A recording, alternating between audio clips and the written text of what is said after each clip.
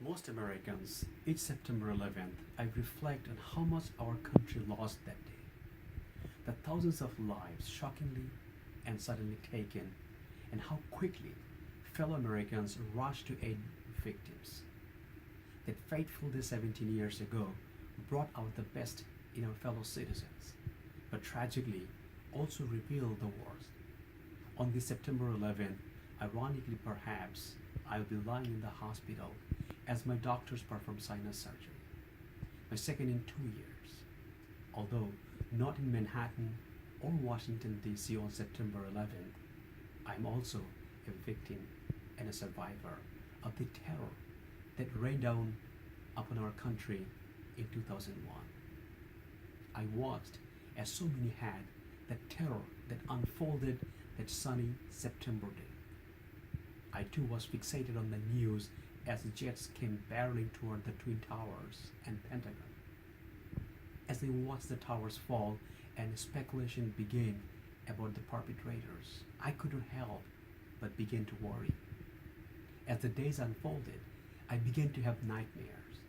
For 3 nights in a row, waking up in panic, having witnessed myself being shot in the convenience store where I worked.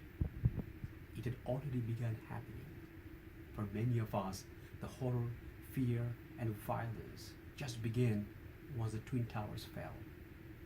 Customers began harassing, taunting, and threatening me. 4 days after September 11th, a shop owner was shot to death at a nearby store. I was so alarmed, I begged my boss to activate the decoy security cameras and keep 2 clerks on shift. Unfortunately, he did neither. On September 21st, 2001, 10 days after 9/11, as rescuers searched debris for signs of life, our country deep in mourning, a newfound fear and uncertainty over us, I began what would be my last day of work as a store clerk in Southeast Dallas. Around noon on this stormy Friday, while I remained behind the checkout counter, a man wearing a baseball cap, bandana, and sunglasses, carrying a double-barreled shotgun slung along his side, walked in. As he pointed the gun directly at my face, he asked, "Where are you from?" Before I could utter anything but, "Excuse me," he pulled the trigger from point blank range. As I reflect upon 9/11 this year, this time while in the hospital, I remain grateful for my second chance at life. As I approach my rebirth day, I celebrate the purposeful life my God afforded me that afternoon while I laid in my own blood alone on a convenience store floor. On my deathbed, I vowed that should I survive, I would live each day helping others. And as a human rights advocate, peace activist, non-profit leader, and motivational speaker, I have the opportunity to try and combat the hate and violence that has plagued our country for far too long. I founded the non-profit World Without Hate with the hope we might all build bridges among one another as opposed to walls, that through our own powerful human attributes of forgiveness, compassion, empathy, understanding, and acceptance, we can begin to see how much more we have in common than that which seems to divide us. I see 9/11 not only as a tragic day in American history, but also a time of unity, solidarity, and coming together despite our differences. Did anyone hesitate because of the skin color before running into the burning towers to help others escape? Did anyone pause to ask another about their religion before scooping them into their arms and carrying them further to safety?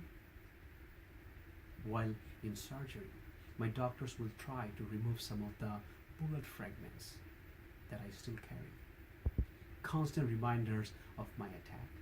Nearly 3 dozen pepper the right side of my skull and face. The shooting also left me blind in one eye. The physical disabilities, perhaps pale in comparison to the mental and emotional toll my hate crime has taken.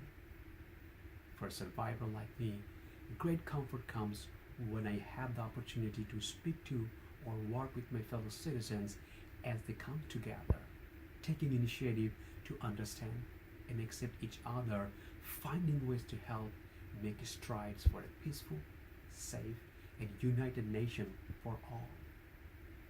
It is high time for us to pause and reflect, to truly see where we are heading. The terrorist attacks took thousands of lives, destroying countless others, including mine. As a nation, we come together each year, rightfully so, to remember and show support for the victims and survivors. However, innocent victims of post 9/11 hate crime remain unnoticed and unsupported. From 2001 to 2016, half a million people lost their lives from gun violence in our country. Hate crimes are once again on the rise, increasing by 12% in 2016 to 2017 alone. Enemies of our freedom and democracy are sowing seeds of radical racial conflict, dividing us through our own social media. Revolting rhetoric and intolerant behavior where blaming the other has become the norm. This is not who we are. This is not our America. As we come together to pay our respects on the 17th anniversary, I urge us all to remember the thousands upon thousands of people who protected, saved, and confronted one another. Recall in the midst of your mourning the strength in unity and patriotism shared during such chaos and unknown. We can indeed come back together. The lessons I have learned from my traumatic experience and the journey I have taken move me from a place of pain on the deepest level to a place of hope for a kinder, just, and more accepting world. Join me in honoring all those lost and affected on this tragic anniversary, pledging to proactively denounce ignorance, intolerance, and hate, treating all people equally as humans first, regardless of our visible or invisible diversity. Let's show the rest of the world that we are indeed stronger and united as one nation, just as we demonstrated 17 years ago.